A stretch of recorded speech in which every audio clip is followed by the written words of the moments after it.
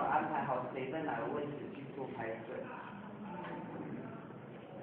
我刚才有提过跟拍戏剧不一样啊，跟拍那个剧情片的，所以这是属于纪录片的一种。那当下像他们在画里的时候，里面这个空间是拍起来。好，那还有那个按桌、神桌，那还有一个后面，它只在那个角落而已。那角落之后，外面因为10年才出版，已经很多描述者或者有信众都聚集来，然后从各个关键词来的哦，他们请进出来，就是为了要看这一款。哦，那他不是挤的，全部外面都是挤的，然后里面也挤的人。那当下的时候，很多都挤到里面去了，还有一些爱好摄影的，哦，然后也都挤到里面去了。那这是我们有稍微麻烦工作人员，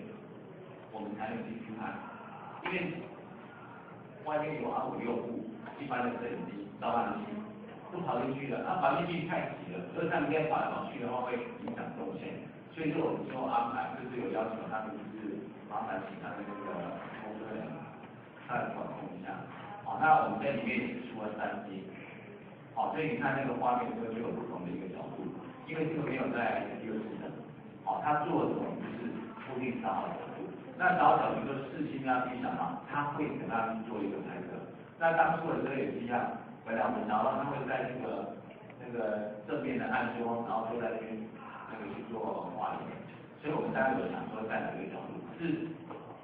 他突然就是改变这个方向，改变位置，到了左边的这个角落里面，因为那个陈仲文老师傅，他得了那个鼻癌症，他勉强真的是为了这个使命才出来的，那我们当初真的是没有想到他会出来，因为一个老师跟讲说。这个老师傅画的老师傅可能没办法出来，因为他是很方便，没想到他已经出来了，所以他因为很担心状况，所以他就安排这个角落，麻烦开完之后，他旁边就可以稍微休息一下。好，那所以事先的安排是一定要的。好，那出来之后，他就是画了5次出阵，然后到外面他是又离开之后再回来驻守的这个广场，那这也是一样。你要事先他们的动线，事先的动线怎么进来，然后他在这个广场里面，因为这个广场里面他们要调车，他们途中会把那个观众其实叫他们在外面的，因为他活动范围很大，